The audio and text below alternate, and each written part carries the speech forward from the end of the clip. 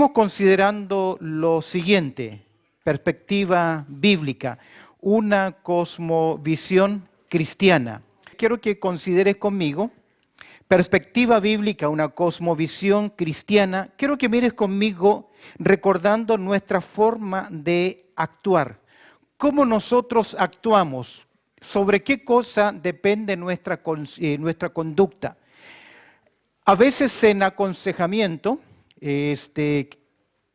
tenemos que ayudar a algunas personas que están luchando con una conducta problemática y debemos ayudarles, pero primero debemos entender por qué tienen esa conducta problemática. Y decíamos la semana pasada, y esto es importante considerar, que la conducta problemática, independientemente del caso que sea, obedece a un sentimiento problemático.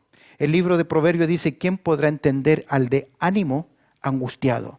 Nuestras emociones afectan nuestra conducta, nuestro proceder, nuestro actuar. A veces, normalmente nosotros queremos corregir la conducta problemática con un principio bíblico, eso se llama confrontación neutética, donde nosotros vamos directamente y le exhortamos a esa persona, hablando por ejemplo con el pueblo del Señor, lo confrontamos directamente con el problema. Tú tienes un problema de celo, tú tienes un problema de envidia o tú tienes un problema de hablar demasiado, etc. Confrontamos con versículos bíblicos y le decimos, tienes que cambiar, pero olvidamos que esa conducta problemática obedece en primer lugar a un sentimiento que es problemático. Entonces ahí, ese sentimiento problemático es generado por una forma equivocada de pensar.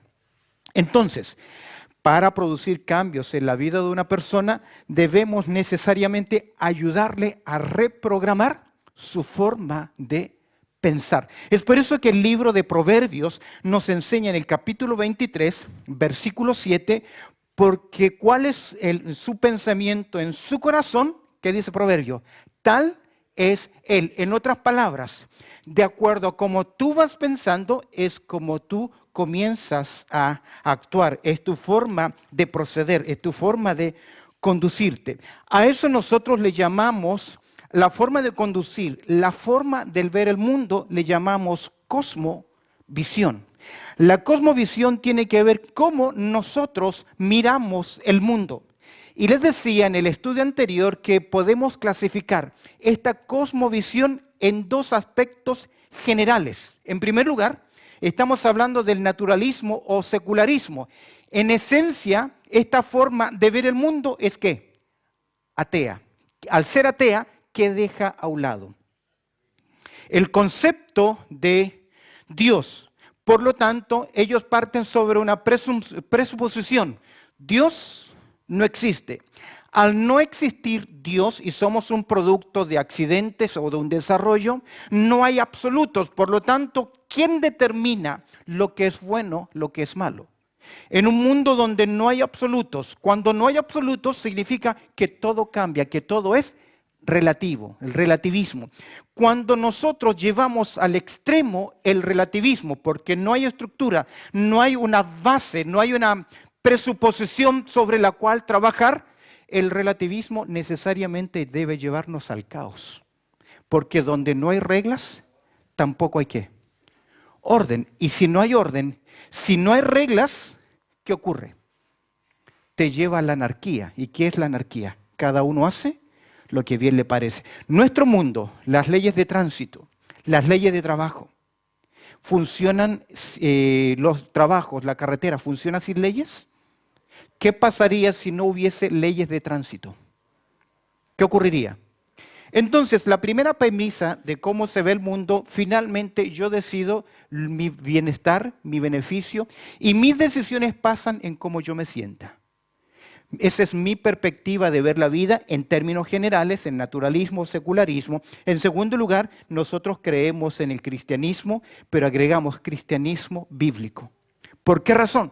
Porque no toda persona que se llama cristiana cree en las Escrituras o cree en las verdades fundamentales de las Escrituras.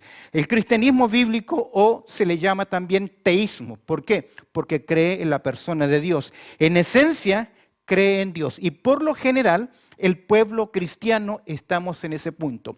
Cuando yo asumo, parto de esta presuposición, de esta verdad, de este fundamento, miro el mundo a través de los lentes del cristianismo, estoy, por así decir, obligado a mirarlo a la luz de ¿qué? De la verdad, de las Escrituras, del Dios revelado. De ahí entonces, muchos de nosotros enfrentamos la vida o nuestra cosmovisión de las cosas de acuerdo a nuestra experiencia, nuestras creencias, lo que nosotros aprendimos en el proceso de la vida o del tiempo, pero cuando usted llega a Cristo, usted debe cambiar ¿qué cosa?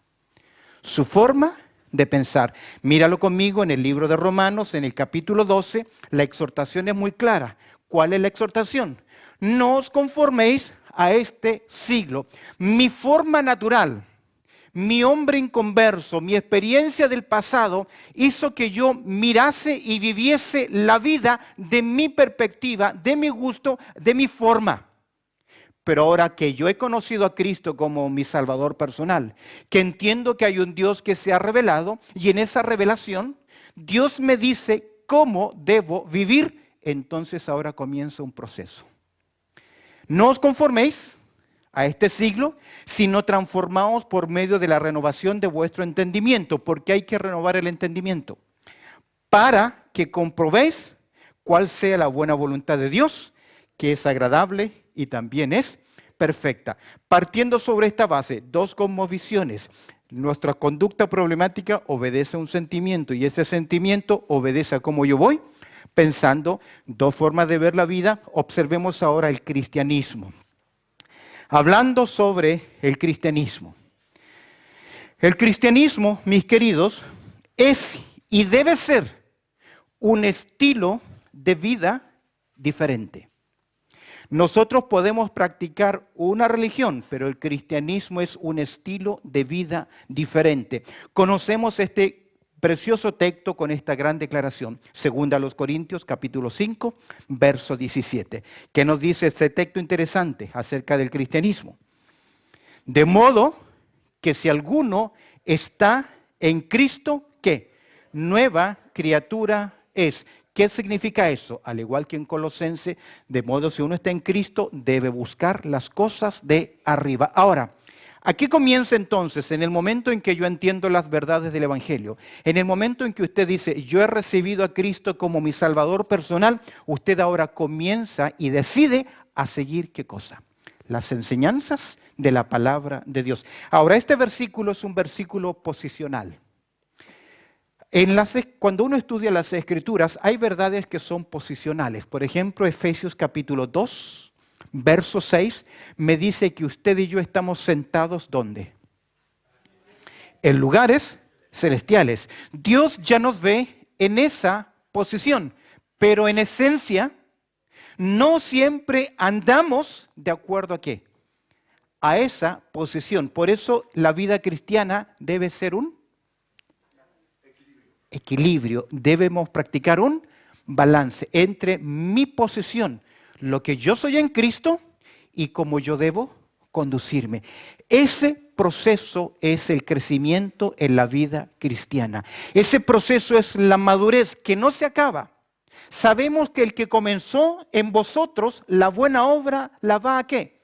A perfeccionar. Pero no todos los creyentes comienzan a crecer en esa vida cristiana. Es por eso que el texto dice, de modo que si alguno está en Cristo. Esta es una verdad. ¿Quiénes están en Cristo? ¿Qué personas están en Cristo? ¿Todos los que vienen a una iglesia están en Cristo? ¿En Cristo? ¿Quiénes están en Cristo? ¿Aquellos que repitieron una oración? No. ¿Quiénes están en Cristo?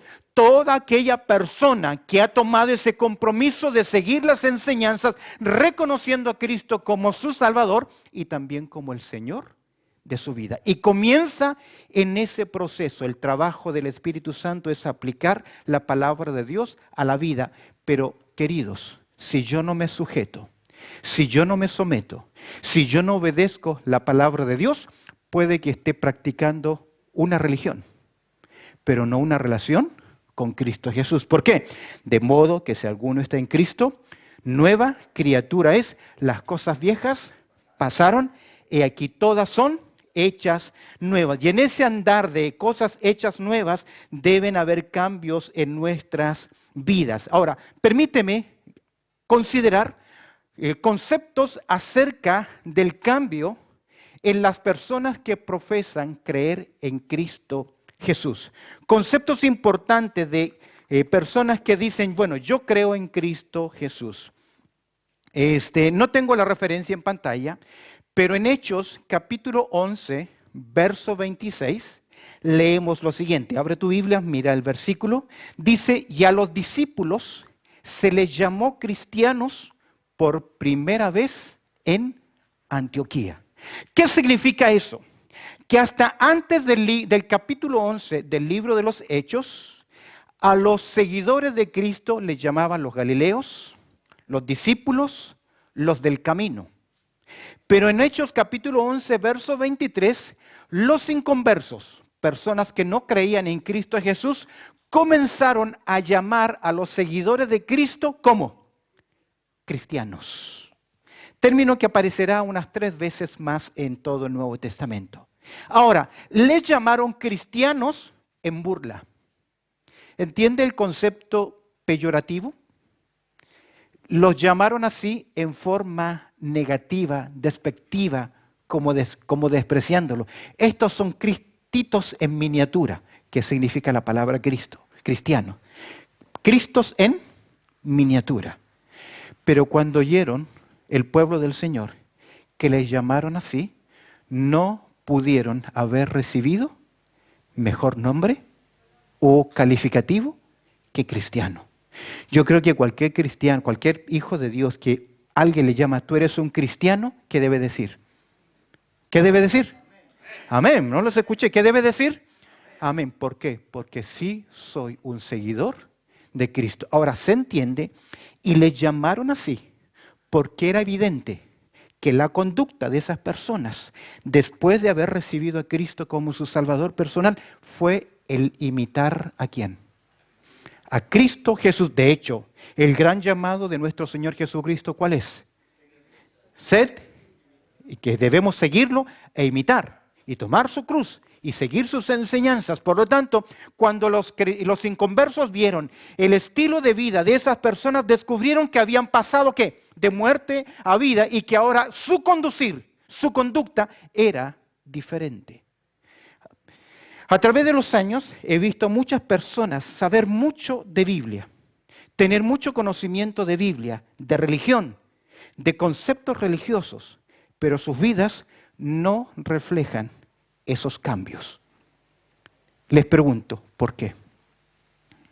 Porque hay personas que llevan años viniendo a una iglesia, pero frente a cualquier circunstancia, frente a cualquier problema, reaccionan mal o no hay una conducta consecuente con ser un cristiano. ¿Por qué? El pueblo de Dios perdió el camino por falta de conocimiento. Ignorancia. Ahora, pero hago énfasis que sabe mucho de la Biblia y de religión, pero su vida no refleja esos cambios. ¿Por qué? Porque no se ajusta a la palabra. Muchas veces porque la misma iglesia no enseña lo correcto. Puede ser que la Biblia no enseña, una iglesia no enseña lo correcto, puede ser, pero creo que a veces tomamos la Biblia, escúcheme bien, como un libro de información y no de formación. Nos encanta el conocer, a todos nos gusta, si tú eres amante de la literatura, vas a leer y conocer. Cuando, queridos, recibimos a Cristo y entendemos que la vida cristiana no solamente es conocimiento, sino es conocimiento aplicado al diario vivir. Cuando yo entiendo que las palabras de Dios dice, las cosas secretas pertenecen a Él, Deuteronomio 29, pero las reveladas, las que están acá, son para nosotros, comienzo a construir un sistema de valores. Comienzo a construir un sistema de conducta porque la Biblia me enseña en todas las áreas de la vida cuál debe ser mi conducta, mi proceder, mi actuar. No me dirá qué trabajo tengo que elegir. No me dirá con quién me tengo que casar, no me dirá cuál es la profesión que tengo que tomar, pero me enseñará principios claros que yo voy a poder discernir De hecho, déjame decirte algo. Si alguien quiere saber la voluntad de Dios, Dios es claro en enseñarnos su voluntad en su palabra. Solo tienes que leerla. ¿Y sabes cómo lo vas a descubrir? Los mandatos. Si yo quiero descubrir cuál es el propósito de Dios en mi vida, debo desarrollar discernimiento para percibir los principios de la palabra de Dios. De hecho, si tú miras en 1 Tesalonicenses, en el capítulo 1, versículo 9, Pablo predicó el mensaje a los hermanos de Tesalónica. Ellos recibieron la palabra de Dios, la recibieron como voz de Dios, y las Escrituras dicen que ellos se convirtieron de los ídolos para servir al Dios vivo y verdadero. Ahora, ¿qué es conversión? 1 Tesalonicenses 1:9, ¿qué es conversión? ¿Qué significa la palabra conversión? ¿Ok? Conversión es convertirse. Esa palabrita es muy cercana al término arrepentimiento, pero la conversión tiene dos aspectos. Yo dejo algo, me arrepiento, y creo algo, fe, sigo.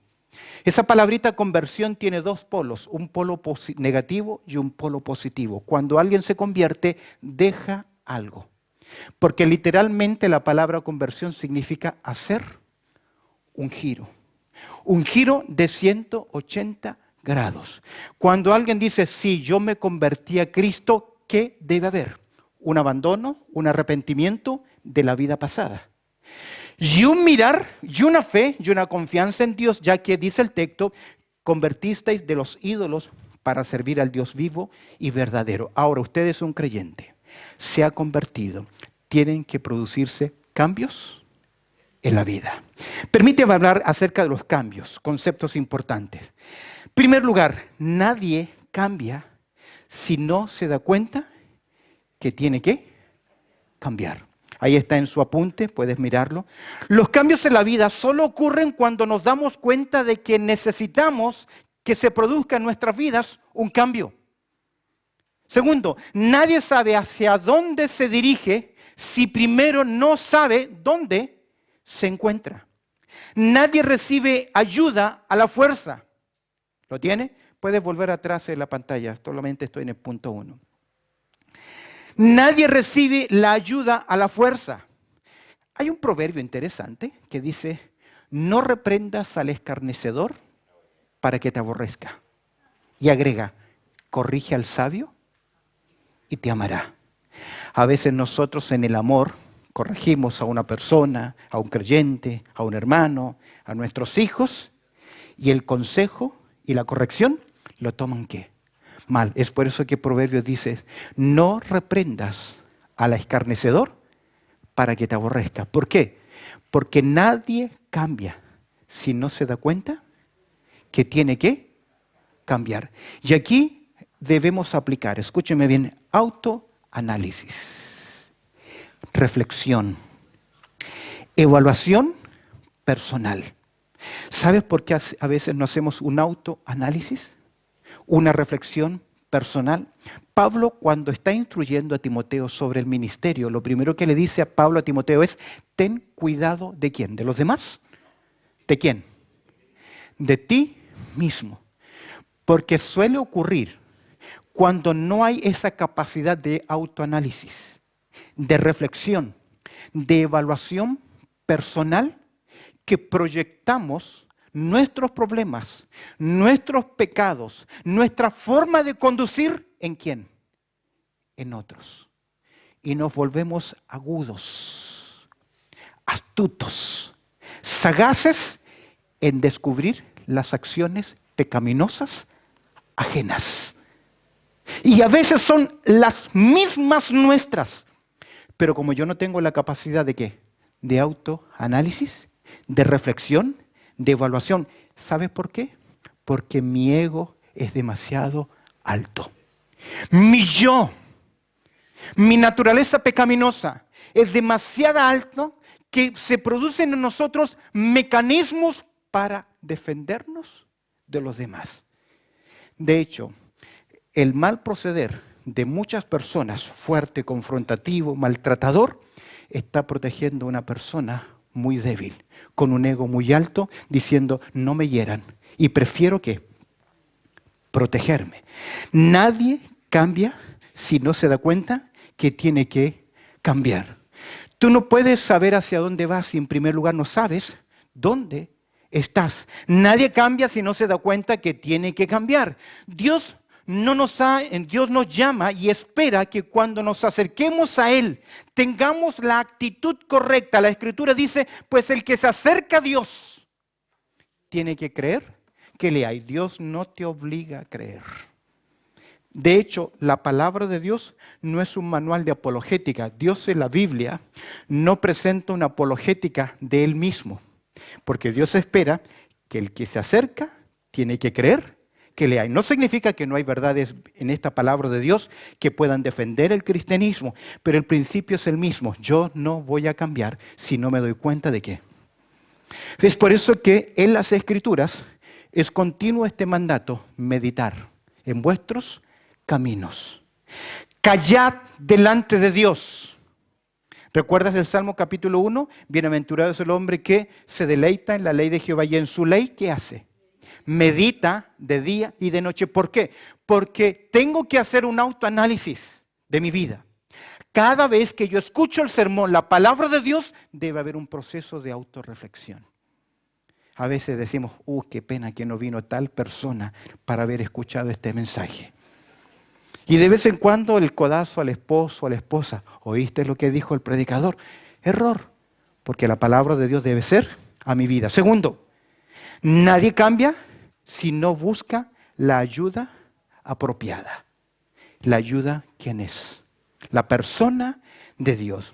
¿Qué hace el enfermo cuando tiene problemas? ¿Qué hace?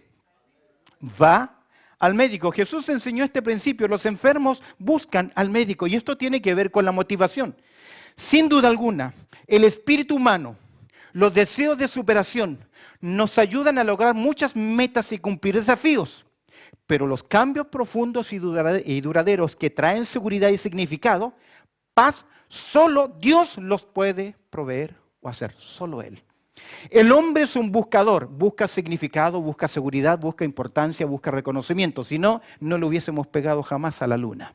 El hombre no hubiese ido a la luna. ¿Por qué? Porque el hombre es un buscador. El hombre es un buscador, pero este principio acá no se puede ayudar a sí mismo. Podrá tratar muchos aspectos del alma y el psicólogo, la psicología es buena porque nos ayuda a ampliar el registro, pero no va al alma, no va al corazón, no va a la necesidad profunda.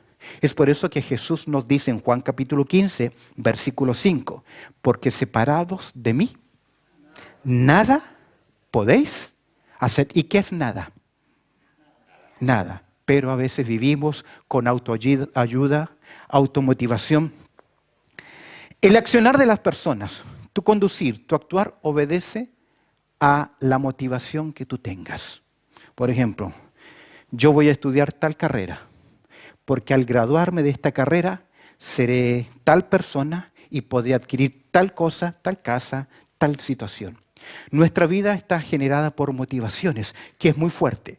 Motivaciones intrínsecas o motivaciones extrínsecas, ya sea que yo tengo la misma capacidad de decirme, Andrés, dale duro, sigue adelante, trabaja, esfuérzate, y mucha autodisciplina, o motivaciones extrínsecas. Alguien viene. Por eso, por ejemplo, hoy por hoy, en los gyms, en los gimnasios, hay muchos que son los que ayudan a los demás aquí. ¿Cómo le llaman? A los entrenadores. ¿Por qué? Porque el entrenador está ahí ¿para qué? Porque él sabe que tú solo yendo al gimnasio no vas a hacer lo mismo si hay alguien que te está que dale y te motiva. Ahora, nuestra vida, todas nuestras decisiones, lo que logramos, lo que hacemos es en base a la motivación. ¿Por qué? Porque al final yo tendré seguridad y significado. Algunos su meta es tener una hermosa y preciosa casa, porque esa casa les da a ellos que son importantes. O tengo este carro. El problema viene, ¿qué pasa si no logro esa meta? Las razones, personalmente, no me dio el cuero para estudiar. No tuve las finanzas suficientes para pagarme el curso. O tuve un accidente que me limitó, o familiar que me limitó el seguir estudiando. Me tuve que ir a trabajar y no pude. ¿Qué pasa con esa persona? ¿Por qué se frustra? Porque sus metas solamente eran lograr esto para hacer aquello. Yo no digo que sea malo. El principio acá es importante. En la vida emocional y en la vida espiritual necesitamos ir a la fuente que es correcta. Observa el Salmo 34, por favor, versículo 4 en adelante. Mire este interesante salmo. Dice, busqué a Jehová y Él me oyó. ¿Cuál es el principio que estamos tratando acá? Nadie cambia si no busca la ayuda apropiada. Y aquí estamos hablando que la ayuda apropiada, ¿de dónde viene? Si usted es un cristiano, si usted es un hijo de Dios, ¿dónde debe buscar la ayuda? Ahora, a veces nos sentimos angustiados. La depresión puede venir por circunstancia o predisposición genética o por un fallo químico en nosotros. Pero la mayoría de las depresiones son espirituales. Y cuando es una depresión espiritual, un medicamento no te va a ayudar, porque es espiritual. No es química, sino que es espiritual. ¿Dónde debes ir? Busqué a Jehová, ¿y qué dice el texto? Y Él me oyó, y me libró de todos mis temores. Los que miraron a Él fueron, ¿qué? Alumbrados, y sus rostros no fueron avergonzados. Verso 6, todos juntos, lo conocemos. Este pobre clamó y le oyó Jehová. ¿Y qué hizo Jehová? Y lo libró de todas sus angustias. ¿Lo cree? Ahí está la solución a nuestros problemas. Mira el verso 7. ¿Qué dice? Mira la garantía. El ángel de Jehová, ¿qué hace? Acampa alrededor de los que le temen. ¿Y qué hace? Y los defiende. ¿Qué me da el Señor? Seguridad y significado. Mira el verso 8. ¿Qué dice? Gustad y ved. Esa es una invitación. Gustad y ved, ¿qué cosa? Que es bueno Jehová. Queridos, a veces cuando pasamos en momentos difíciles comienza a grabar en tu mente, Dios es bueno, Él es fiel, Él está con nosotros, Él prometió estar con nosotros aún más allá de la muerte. Por lo tanto, ¿qué temor debo tener? ¿Temeré alguno? Pues si vivimos, para el Señor vivimos, y si vamos a morir, para el Señor. ¿Por qué entrar en ese pánico? En esa ansiedad. Gustad y ved que bueno es Jehová. Dichoso el hombre que confía en Él. Sin duda alguna, el espíritu humano, los deseos de superación nos ayudan a lograr muchas metas, cumplir desafíos. Pero los cambios, escúcheme bien, los cambios profundos y duraderos que traen seguridad y significado, paz, solo Dios los puede hacer. ¿Cuál es el principio de los cambios? El concepto acerca de los cambios. Nadie cambia si no se da cuenta que tiene que cambiar. Segundo, nadie cambia si no busca la ayuda apropiada. ¿La ayuda apropiada? ¿Quién es? Dios. Tercer lugar, nadie cambia si no está dispuesto a cambiar. Uno es darse cuenta. Otro es buscar la ayuda correcta. Y en tercer lugar, tiene que ver con producir en nosotros mismos la disciplina necesaria. Nadie cambia si no está dispuesto a cambiar. No sé si a usted le ha ocurrido. Está enfermo, va al médico. El médico le dice, ok, te doy esta receta. Usted la compra y la deja en su mesita y no la toma. Gastó dinero, fue al médico, perdió su tiempo y sigue igual. Queridos, hay muchas personas que desean una vida diferente, pero no están dispuestos, escúcheme bien, a pagar el precio de los cambios. Márquelo ahí en su hojita. Quieren cambiar, quieren hacerlo, pero no están dispuestos a pagar el precio de los cambios. Miremos al apóstol Pablo en 1 Corintios capítulo 9, versos 26 y 27. Dice Pablo así, después de hablarnos de la analogía de los deportes, del que corre, de nada corre, si no se abstiene, etc. Y Pablo dice ahora en verso 26, en conclusión, así que, ¿qué dice Pablo? Yo de esta manera corro. ¿Cómo? No como a la aventura. ¿Alguien corrió alguna vez? ¿Hiciste en tu juventud competencias deportivas? ¿Corriste alguna vez los 3.000 metros planos, 3 vueltas a la cancha? Nadie. Aunque sea uno. O 1, 2, 3, ok. 4. O por lo menos corrió detrás de la novia o novio. Ok. Cuando tú corres y le tienes que dar 3 vueltas a la cancha, suena el disparo o el referee da la señal, tú no corres reventándote al principio. Muchos lo hacen porque creen que al sacar esa ventaja ya ellos van a poder mantenerla. Un buen corredor mantiene un buen ritmo para que al final haga ¿qué cosa? Su remate y avance. Cuando todos los otros han quemado gran parte de su esfuerzo y de energía. Por eso Pablo dice, yo de esta manera corro, no como a la aventura. Y luego agrega, de esta manera peleo, no como quien golpea el aire. Cada vez que leo esta referencia, ¿sabe de quién me acuerdo? De un boxeador, Muhammad Ali. Porque él, ¿qué hacía? Cansar al contrincante que diera, porque cada vez que un boxeador da un golpe con toda esa energía y no impacta al contrincante, ¿qué se produce? Un desgaste de energía. Es por eso que Muhammad Ali los cansaba y luego un par de, ve que hacía su figura, le decían la mariposa, daba golpes certeros y ganaba la competencia. El mismo principio. Por eso Pablo dice, sino que golpeo mi cuerpo, verso 27, y lo pongo en servidumbre, no sea que habiendo sido heraldo para otros, yo mismo venga a ser eliminado. ¿Qué está diciendo Pablo? Yo tomé la decisión de disciplinar mi vida. Nadie cambia si no está dispuesto ¿a qué? A cambiar. Ahora, los cambios, si usted quiere anotar, primero usted tiene que analizar su vida. Segundo, usted tiene que aceptar sus áreas problemáticas. Tercero, usted debe adaptarse de acuerdo a los principios de la palabra de Dios. Cuarto, avanzar. Y en ese avance, de vez en cuando, tiene que hacer también ajustes. Pero si usted no analiza, no acepta, no adapta, no avanza, no se ajusta, usted no puede producir esos cambios. Ahora, Dios no hace los milagros todo el tiempo. Si Dios hiciese los milagros todo el tiempo, dejarían de ser ¿qué? Milagros.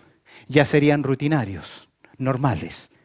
A veces en personas Dios no hace ese cambio. Por ejemplo, tu timidez, tus preocupaciones. Hablemos de algo práctico, tus celos. Porque hay muchas personas, especialmente mujeres, muy celosas, que inventan todo un mundo que no es real. Por eso que Proverbio dice que muchas veces la mujer es como esa gotera continua. Pero el otro lado, hombres también, o muy inseguros, o muy dominantes, o que dicen yo tengo este mal carácter y no lo puedo controlar. Escúcheme bien. Si Dios no hace ese cambio profundo y duradero, le toca a usted analizar, le toca a usted aceptar, le toca a usted adaptar, avanzar y hacer ajustes. En otras palabras, comenzar a construir principios, verdades, hábitos que le ayuden a dejar que el Espíritu Santo haga su trabajo en la vida. Pero como lamentablemente vivimos en un mundo de instantáneo, que todo lo queremos ahora, que todo lo queremos ya, las altas expectativas, los resultados muy bajos producen en nosotros frustraciones. Y algunos están cansados que no hay cambios. ¿Por qué? Altas expectativas, muy pocos resultados, producen en nosotros frustraciones.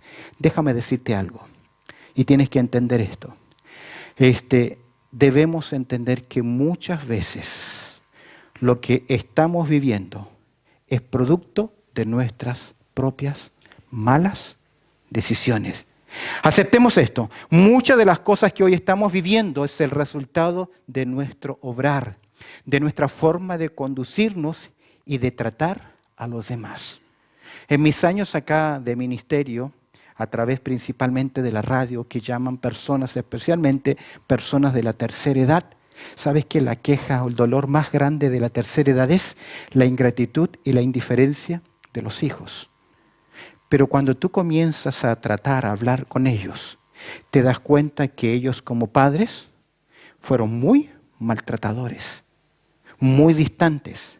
Les proveyeron cosas, les dieron cosas, los trajeron acá, pero no le dieron lo más importante: amor, aceptación, cariño, preocupación. ¿Y se produjo qué cosa? Esa distancia. Hoy, el ahora, no es nada, 1, 2 grados en la niñez, pero cuando ya vamos avanzando en perspectiva, ese 1, esos 2, esos 3 grados, en el futuro se produce ¿qué? Una gran brecha. Por eso Gálatas capítulo 6, verso 7 dice: no os engañéis, nadie puede ser burlado. Todo lo que el hombre sembrare, eso también segará. Si quieres cambios en tu vida, necesitas tomar la decisión. Y observa un texto precioso, Hebreos capítulo 4, versículo 12. ¿Qué dice? Porque la palabra de Dios, ¿qué es? Viva, ¿y qué más? Y es eficaz y más cortante que toda espada de 2 filos, y penetra hasta partir el alma y el espíritu y las coyunturas y los tuétanos, discierne los pensamientos y las intenciones del corazón. La palabra de Dios corta, pero también ¿qué hace?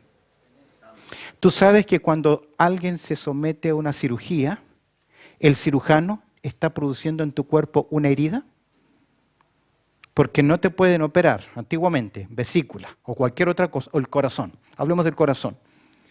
¿Qué tiene que hacer el médico, el cirujano, el cardiólogo cuando tiene que corregir un problema en tu corazón? ¿Qué tiene que hacer? Te corta la piel, te acerrucha el esternón, te abre, te corta el tórax. ¿Y qué él te está haciendo? ¿Qué? Daño. Porque está infringiendo ¿qué? Una herida. Pero esa herida es macabra, esa herida es malintencionada, sino que tiene la finalidad de tratar. Cuando tú escuchas a veces la palabra de Dios, Dios te corta, te hiere, produce eso. Pero la palabra de Dios no te deja con la herida. Pero yo tengo que tomar la decisión de obedecerla.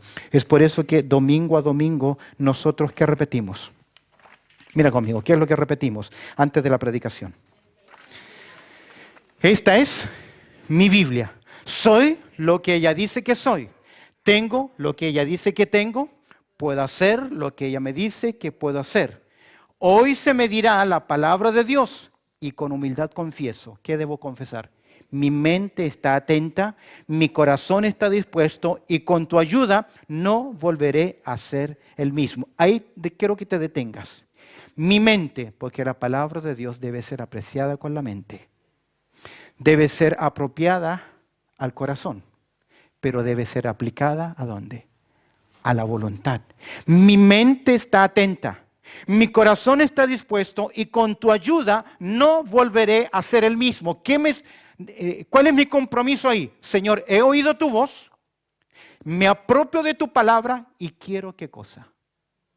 Obedecerla. Y con tu ayuda no volveré a ser el mismo, ya que hoy hablarás a mi vida. En el nombre de Jesús, amén. Permíteme terminar. Dale un clic más. Esta verdad importante. Santiago, vuelve Santiago. Mira Santiago. ¿Qué nos dice? Pero sed hacedores de la palabra y no tan solamente oidores. Porque cuando tú dices, amén, qué lindo el mensaje, qué linda la palabra de Dios, y no cambias, ¿qué está pasando en nosotros? Me estoy engañando a mí mismo. ¿A usted le gusta que le engañen? Bueno, podría contarle historias, ya no tengo el tiempo, de engaños. De mí, de usted, que nos han engañado. Pero no hay peor engaño que engañarse a uno mismo. Termino con este pensamiento. Aquí está la clave del crecimiento. Obsérvala conmigo.